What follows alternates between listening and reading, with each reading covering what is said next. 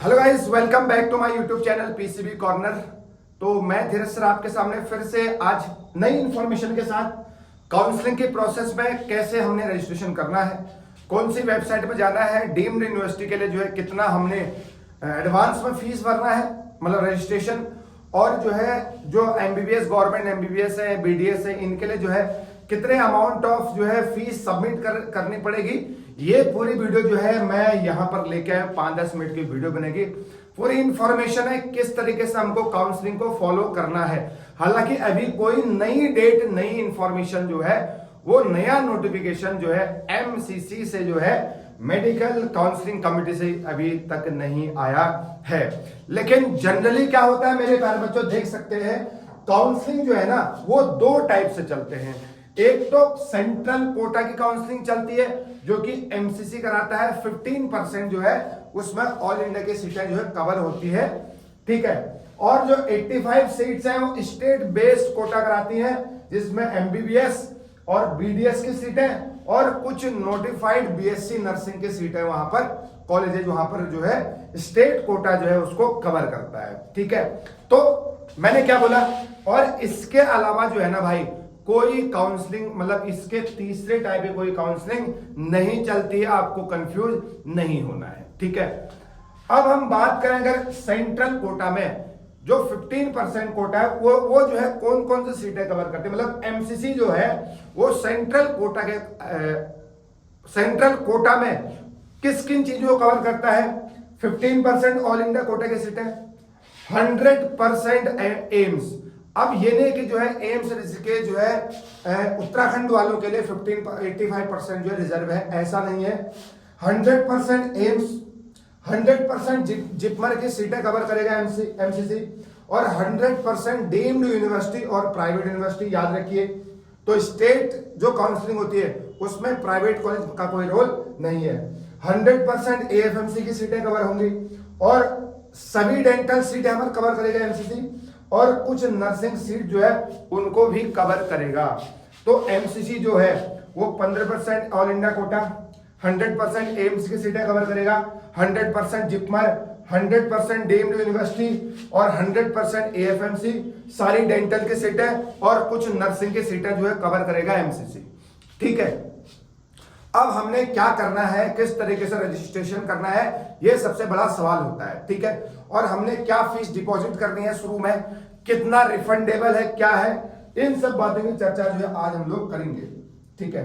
देखिए, अब अगर हम बात करेंगे, सबसे पहले आपको जब रजिस्ट्रेशन खुलेगा, है ना, सबसे पहले मैंने पूरा बढ़िया तरीके से यहां पर समझाया है। आप चाहें तो आप इसको शेयर भी कर सकते हैं, ठीक है।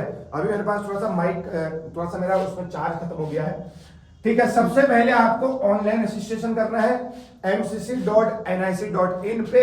उसके बाद जो आपको पर्सनल डेटा डालना है, ठीक है। और उसके बाद चॉइस को सेलेक्ट करना है, जो मैंने एएफएमसी है, चाहे एम्स है, चाहे आपका जिपमर है, चाहे 15% ऑल इंडिया कोटा है, उनमें से आप कुछ भी भर सकते हैं। यहां पर चॉइस को फिल करेंगे। उसके बाद आती है पैसे के बिना तो कुछ होता है नहीं, ठीक है। सिक्योरिटी डिपॉजिट की बात आती है। तो टोटल जो है जनरल और ईडब्ल्यूएस के लिए, एमबीबीएस की बात कर रहा हूं, गवर्नमेंट की बात कर रहा हूं, तो 11,000 रुपए लगेंगे, और एसटी एससी ओबीसी के लिए 5,500 लगेंगे, ठीक है। अब रही बात कि सर ये पैसा वापस मिलेगा या नहीं मिलेगा, ये पैसा जो है फीस में एडजस्ट नहीं होगा। अगर आपको कोई कॉलेज मिलता है तो ये पैसा आपका फीस में एडजस्ट नहीं होता है। जिस अकाउंट से ये पैसा कटा है, 11,000 रुपए या 5,500 रुपए अगर आपके अकाउंट से कटे हैं, तो 11,000 में से 10,000 आपके उसी अकाउंट में वापस आएंगे, और 5,500 में से 5,000 रुपए जो है जब आप कॉलेज ज्वाइन करेंगे तो उसी ही अकाउंट में जो है वापस आएंगे। आप ये नहीं बोल सकते इन फीस को आपको फीस में एडजस्ट करिए, ठीक है ना। तो आपको रिफंड होगा, कितना रिफंड होगा और क्या होगा मैंने आपको बता दिया है। लेकिन अगर मैं बात करूं डीम्ड यूनिवर्सिटी के लिए या प्राइवेट यूनिवर्सिटी के लिए, आप सिक्योरिटी डिपॉजिट जो है ना वो 2,05,000 रुपए जाता है, 2,05,000 रुपए, है ना। तो सिक्योरिटी डिपॉजिट कितना होगा, 2,05,000 रुपीज। जब आप जो है कॉलेज ज्वाइन कर लेंगे तो 2 लाख के आसपास जो है आपको रिफंड होगा, आपके उसी अकाउंट में आएगा जिस अकाउंट से वो कटा हुआ है, ठीक है। सब कुछ इतना करने के बाद आप ऑल इंडिया की काउंसलिंग को ज्वाइन करने के लिए एप्लीकेबल है, याद रखिए भाई, स्टेप बाय स्टेप आप 2-3 बार इस वीडियो को देख सकते हैं, ठीक है। अगर मान लीजिए आपको सीट अलॉट होगी फर्स्ट राउंड पे, तो आपके पास 2 ऑप्शन है, या तो आप एग्जिट कर लीजिए या तो आप जो है ज्वाइन द सीट, मतलब आप सीट को ज्वाइन कर सकते हैं। और वही बच्चे सीट को ज्वाइन करते हैं जिनकी रैंक जो है बहुत बढ़िया आती है, ठीक है। फिर आपको क्या करना है, अपने डॉक्यूमेंट को सबमिट करना है, फीस को सबमिट करना है, ठीक है। अगर आप उस कॉलेज से 100% सेटिस्फाई है तो आप बता दीजिए यूनिवर्सिटी को, या आप मेल कर सकते हैं। तो उसके बाद जो है आप कोई काउंसलिंग को ज्वाइन नहीं करेंगे, क्योंकि आगे आने वाले बच्चों को टेंशन भी रहता है। तो आपको इन्फॉर्म कर सकते हैं, तो आप 100% आप सेटिस्फाई है तो आप सीट को ज्वाइन कर सकते हैं। अदरवाइज जो है आप फ्री एग्जिट भी ले सकते हैं। राउंड फर्स्ट की बात कर रहा हूं, ठीक है। अगर मान लीजिए आपको सीट अलॉट होगी, तो मैं ये बात कर रहा हूं सीट अलॉट की, ठीक है। अगर आपको सीट अलॉट होगी, अब आपको कॉलेज जो है पसंद नहीं आया, तो आप जो है यूनिवर्सिटी को बताइए, जिस यूनिवर्सिटी में आपका सिलेक्शन हुआ है एमबीबीएस के लिए, आप जो है उस यूनिवर्सिटी को बता सकते हैं सर मैं दूसरे राउंड की काउंसलिंग में जा रहा हूं, I am not able to be here, है ना। तो मैं इस कॉलेज में, मतलब बोलते इस कॉलेज को मैं सिलेक्ट नहीं कर रहा हूं, ठीक है, मैं दूसरे राउंड में जाना चाहता हूं। आप जो है यूनिवर्सिटी को बता सकते हैं। उसके बाद आप जो है सेकेंड राउंड में जाइए, फिर से सेम प्रोसेस।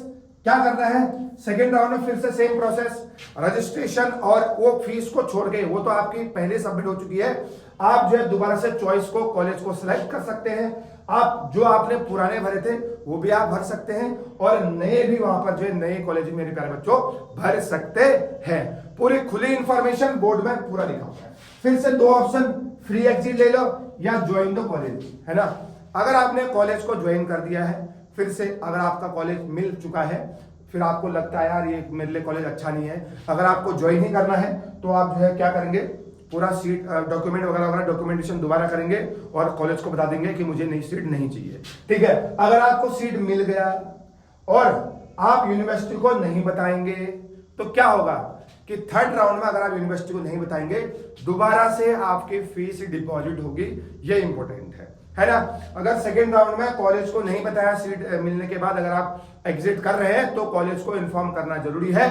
अदरवाइज जो है यू हैव टू पे डिपॉजिट एक्स्ट्रा, दोबारा से आपको डिपॉजिट को फिल करना, मतलब पे करना पड़ेगा। तो आप सेकेंड राउंड में सीट मिल गया, अगर नहीं लेना चाहते हैं तो आप जो है यूनिवर्सिटी को बता सकते हैं, लेकिन ये बहुत कम होता है। सेकेंड राउंड में मिल गया तो ले लेना चाहिए भाई। अगर किसी को दिक्कत हो तो मुझे बता सकता है, ठीक है। फिर से वही प्रोसेस, थर्ड राउंड में जाऊंगा, फ्री एग्जिट और ज्वाइन द सीट। तीसरे राउंड की काउंसलिंग के लिए भाई फिर से अब ये होता है कि अगर तीसरे राउंड में मिल गया तो कहीं भी मिले तो बच्चा लगभग चले ही जाता है, ठीक है। और जो बच्चा अगर तैयारी करने वाला होगा वो अभी से तैयारी करने में लग गया होगा, जिसको गुंजाइश होगी सीट मिल सकती है, तो वो जो है थर्ड राउंड तक मॉब राउंड तक फाइट करेगा, उसके बाद वो चले जाएगा, ठीक है। थर्ड राउंड में फिर से वही बात है सर, देखो फ्री एग्जिट या join the seat, seat join करिए, डॉक्यूमेंट सबमिट करिए, वगैरह वगैरह ये चीजें हैं, ठीक है। तो बड़े सरल प्रोसेस है। अगर मान लीजिए इतने में किसी को सीट नहीं मिला, अगर वो मॉप अप राउंड तक जाता है, वेरी वेरी इंपॉर्टेंट, अगर वो मॉप अप राउंड तक जाता है, मॉप अप राउंड तक, अगर उसको मॉप अप राउंड में सीट नहीं मिला तो कोई बात नहीं, बंदा चाहे अगली तैयारी करता है या move to the next mission और अगले लक्ष्य की तरफ बढ़ लेता है। लेकिन अगर बंदे को मॉप अप राउंड में, इसको हम लोग जो है या मॉप अप नहीं बोलूंगा, इसको स्ट्रे राउंड बोल सकता, क्या बोल सकता हूं, स्ट्रे या mop up stray round, stray round, mop up stray round बोल सकता हूं उसको, जिसको हम लोग वैकेंसी राउंड भी बोलते हैं। क्या बोलते हैं, वैकेंसी राउंड, ठीक है। मॉप अप स्ट्रे राउंड या वैकेंसी राउंड, इसमें क्या है, इसमें कुछ ही बच्चे पार्टिसिपेट करते हैं। अगर आपको सीट अलॉट होगी तो आपको कॉलेज में एडमिशन लेना ही लेना है, this is the breaking news. अगर स्ट्रे राउंड में, मतलब मॉप अप स्ट्रे राउंड में या वैकेंसी राउंड में आपको सीट अलॉट होगी मेरे प्यारे बच्चों, आपको कॉलेज जाना ही पड़ेगा, छोड़ना नहीं है। वहां जाके आप एमबीएस दोबारा नीट का एग्जाम दे सकते हैं अगर आपको कॉलेज बहुत ही बेकार लग रहा है, ठीक है। तो अगर आप सीट छोड़ देंगे, मिला हुआ सीट छोड़ देंगे स्टे राउंड में, मॉप ऑफ स्टे राउंड में, वैकेंसी राउंड में, तो आप अगले साल का नीट का एग्जाम जो है नहीं दे सकते हैं। ठीक है, तो मेरे प्यारे बच्चों ये इंफॉर्मेशन थी, डिटेल इंफॉर्मेशन है और क्विक इंफॉर्मेशन है, किस तरीके से जो आपको सीट मिल सकता है, ये सबसे बड़ा इंपॉर्टेंट है। ठीक है, ये प्रोसेस थी। और हाँ, आप खुद भी जो है ना काउंसलिंग प्रोसेस कर सकते हैं, मैंने इंफॉर्मेशन आपको दे दी है। ठीक है, आप खुद भी जो है काउंसलिंग में पार्टिसिपेट कर सकते हैं, दैट्स द इंफॉर्मेशन। ठीक है, तो अब जब भी इसका नोटिफिकेशन आएगा फिर मैं आपसे मिलूंगा। Till then have a nice day, और शेयर करिए, सब्सक्राइब और लाइक और कमेंट करना जरूरी है। Thank you.